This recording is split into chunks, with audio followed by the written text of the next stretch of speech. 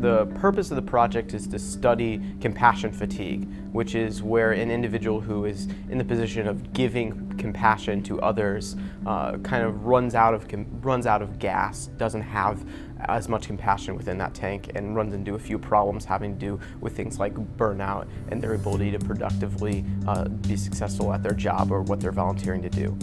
Our group is looking at this understanding of compassion fatigue and then trying to provide something tangible that can help benefit organizations such as Ball Memorial, such as CASA. We've been working on putting together a toolkit to help them deal with compassion fatigue, which is sort of similar to burnout. It's just when you are caring constantly and giving of yourself to take care of other people, sometimes you can just really run out of resources. So we're working on this toolkit to help people who are experiencing that to be able to overcome it and keep on doing what they really care about. When you enter into a position where you're primarily providing compassion, you think that your main focus needs to be your compassion that you're giving out to the individual, and a lot of us don't think about the fact that we are our own selves and we need to take care of our own selves.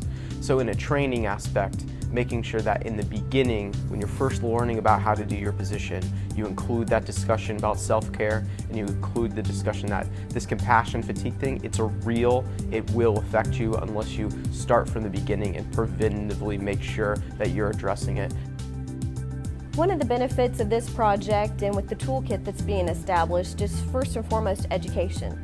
Helping people understand that compassion fatigue exists. If you're in a caregiving role, you will be giving part of yourself away. That's what's drawn you into that profession. And so how do we educate you that this is one of the issues, this is one of the barriers of your profession? And so educating people, helping them understand that this is normal, but then also helping them understand I have to take care of myself. For me to take care of you means I have to invest in my own self-care. And so the more that we can educate and provide people resources will ultimately help them and then help our communities. I feel like the biggest benefit to having the product and the toolkit available to our volunteers is that ultimately it will help retain volunteers.